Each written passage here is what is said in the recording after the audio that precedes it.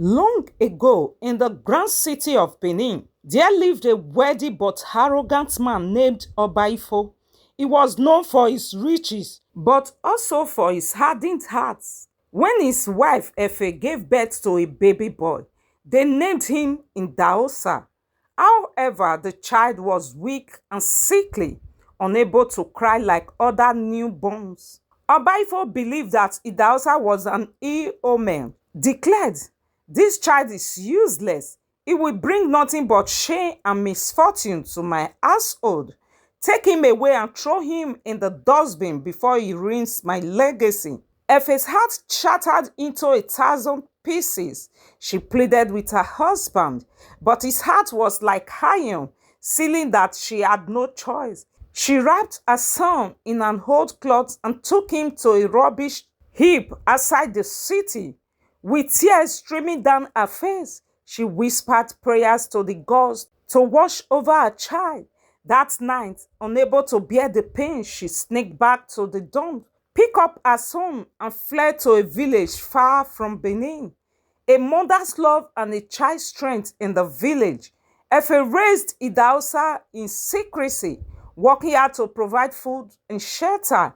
Though poor, she was determined to give him a chance at life.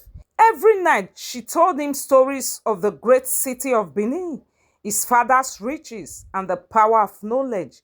But most importantly, she told him, true wealth is not gold or silver, but wisdom, hard work, and kindness. Despite his difficult start, Idaosa grew strong and intelligent. He worked on farms, ran errands for traders, and eagerly listened to elders talk about business and trade. He learned how to buy and sell, how to negotiate, and how to be diligent and honest. One day, when he was old enough, an opportunity arose. Merchants in the region were looking for a brave young man to travel to distant lands to buy rare goods.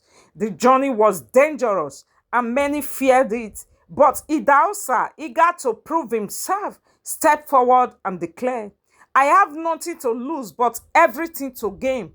With only a small bag of cowries and an iron wheel, he set out on a journey that would change his life forever. The rise of a wealthy merchant. Idaosa traveled far and wide, trading goods, learning new skills, and making powerful connections. He ventured into lands where gold flowed like rivers, where spices and silk were more valuable than silver, and where knowledge was the greatest treasure of all. Through wisdom, determination, and honesty, Idaosa became a wealthy and respected merchant. His name spread across kingdoms, and soon he returned to Benin, not as a weak boy, but as a powerful and successful man. His entrance into the city was grand, with caravans full of goods, golden jewelry shimmering in the sun, and fine robes that only the wealthiest men could afford. People in the marketplace whispered his name with awe. "Who is this great merchant?" they asked. "How did he become so rich?" But among the crowd was an old man, his father, Obaifo, now a shadow of his former self.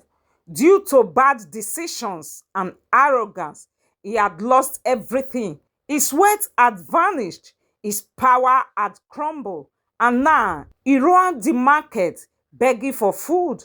The moment of truth. Efe drew the attention of his son, telling him that old man, feeling rejected, is your father. I recognize him. Desperate and unaware, Obaifo approached Idaosa, stretching out his hands.